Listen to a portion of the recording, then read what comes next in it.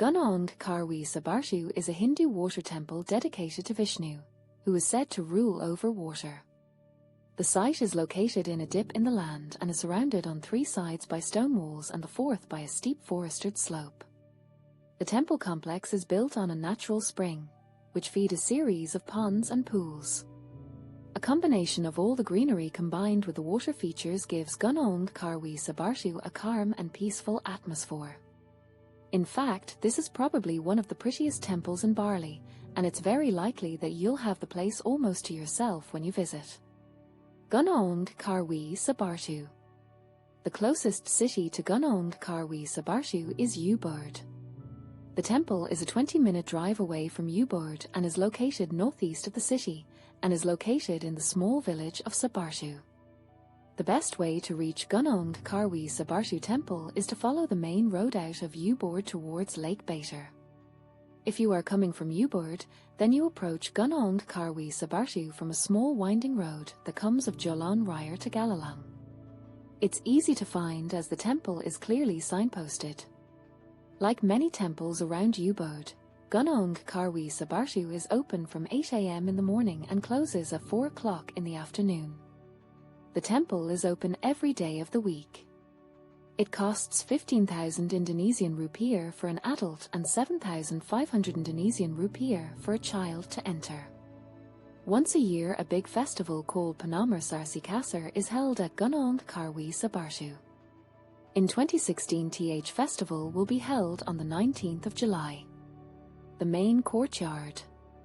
There are 3 main parts to Gunung Kawi Sebatu Temple.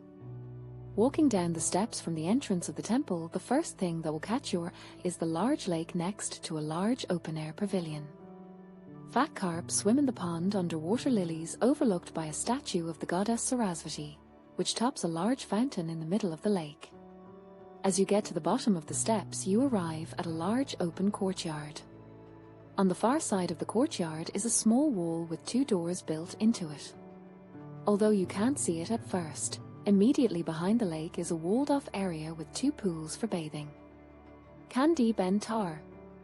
If you go through the doorways on the far side of the courtyard, you will enter the elevated temple grounds.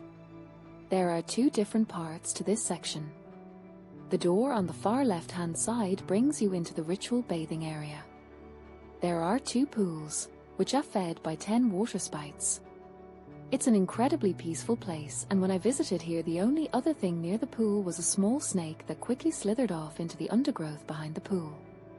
The doorway on the right side brings you to the main section of the temple, where you will find several shrines and small stone buildings.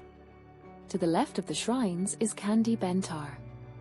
The shrine is located behind a small wall in the center of a pool surrounded by water.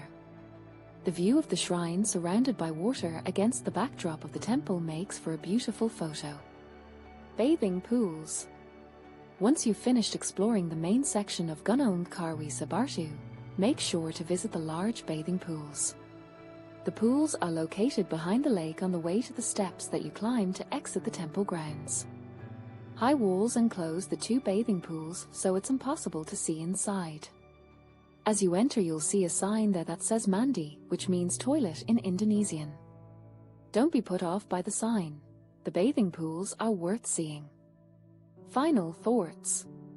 Gunung Kawi Sebatu is probably one of my favorite temples in Bali. When I visited on a weekday morning, I had the temple almost to myself. It's a beautiful place to wander quietly around and relax in. Give yourself at least an hour to explore the temple. No, it's not that big, but it is that nice. Thank you for watching. Please subscribe and like this video to support our channel.